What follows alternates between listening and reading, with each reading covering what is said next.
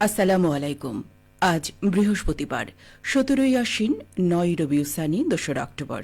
বাংলাদেশ বেতার রাজশাহী। স্থানীয় সংবাদ পড়ছি বিলকিস বেগম। আজ প্রতিমা বিসর্জনের মধ্য দিয়ে শারদীয় দুর্গোৎসবের সমাপ্তি হবে। প্রতিমা বিসর্জন অনুষ্ঠান নির্বিঘ্ন ও নিরাপদ করতে রাজশাহী মহানগর পুলিশের আরএমপি ট্রাফিক বিভাগ বিশেষ ব্যবস্থা নিয়েছে। এজন্য মুন্নজান ঘাট, পুলিশ লাইন্স ঘাট এবং আইবাদ ঘাট প্রস্তুত রাখা হয়েছে। আরএমপি সূত্রে জানা গেছে, প্রতিমা বিসর্জনের সময় প্রতিমা বহনকারী যানবাহন ও ভক্তদের কারণে নগরীর বিভিন্ন এলাকায় যানজটের আশঙ্কা রয়েছে। এই পরিস্থিতিতে নগরবাসীকে ট্রাফিক পুলিশের নির্দেশনা মেনে চলার আহ্বান জানানো হয়েছে।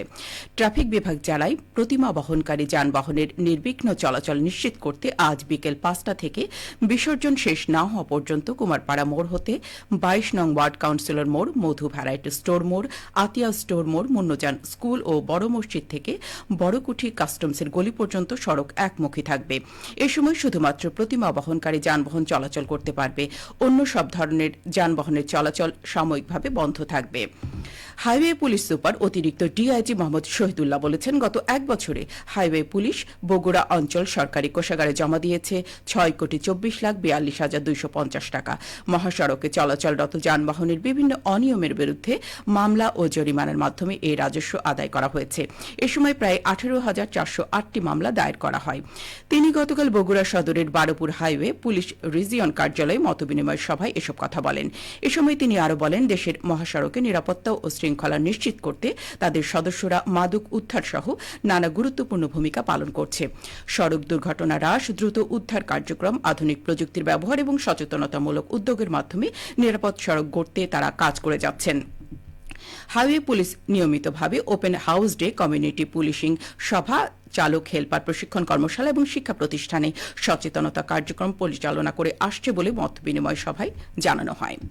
বগুড়ার ধুনট উপজেলার গোসাইবাড়ি বাজারের সুস্বাদু সন্দেশ বাংলাদেশের ভৌগোলিক নির্দেশক বা জিআই পণ্য হিসেবে স্বীকৃতি পেতে আবেদন করেছে উপজেলা নির্বাহী অফিসার। গতকাল শিল্প মন্ত্রণালয়ের আওতাধীন পেটেন্ট, শিল্প নকশা ও ট্রেডমার্কস অধিদপ্তরের মহাপরিচালক বরাবর এই আবেদন করা হয়। এছাড়া এই আবেদনের অনুলিপি জেলা প্রশাসক বরাবর পাঠানো হয়েছে। গোসাইবাড়ি বাজারে তৈরি করা সন্দেশ অত্যন্ত সুস্বাদু এবং জনপ্রিয় মিষ্টি। স্থানীয়ভাবে এটি শুধু সন্দেশ নামেই নয়, বরং এর বিশেষ স্বাদ ও গুণগত মানের জন্য বিশেষ পরিচিত।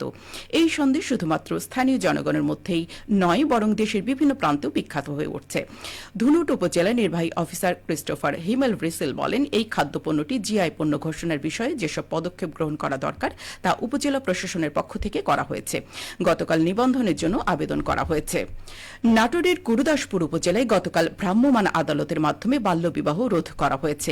এ সময় বর কুষ্টিয়ার কুমারখালী এলাকার নবীর উদ্দিনের ছেলে বাহারুল ইসলামকে ১০,০০০ টাকা জরিমানা এবং ২ মাসের কারাদণ্ড প্রদান করা হয়। উপজেলার নাজিরপুর নতুনপাড়া গ্রামে ভ্রাম্যমাণ আদালতের অভিযানে নেতৃত্ব দেন উপজেলা নির্বাহী অফিসার ফাহমিদা আফরোজ। বাল্যবিবাহের হাত থেকে রক্ষা পাওয়া মেয়েটি ৮ম শ্রেণীর ছাত্রী।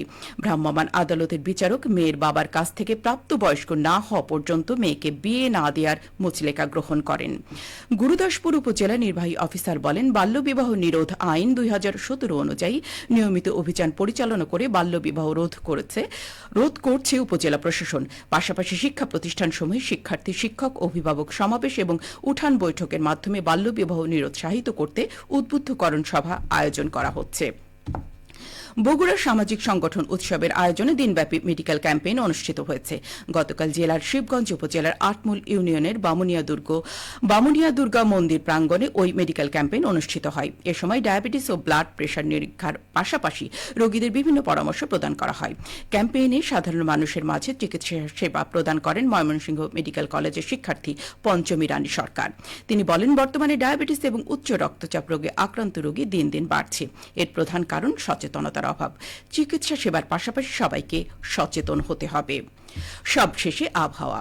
আজ সকাল ৬টায় রাজশাহীতে তাপমাত্রা ছিল ২৪ ডিগ্রি সেলসিয়াস। এ সময় বাতাসে আর্দ্রতার পরিমাণ ছিল ৯৪%। রাজশাহী ও পার্শ্ববর্তী এলাকায় আজ সূর্যোদয় হয়েছে ভোর ৫টা ৫৭ মিনিটে এবং সূর্যাস্ত সন্ধে ৫টা ৫১ মিনিটে। সংবাদ শেষ হল। আমাদের পরবর্তী স্থানীয় সংবাদ দুপুর ১২টা ১০ মিনিটে।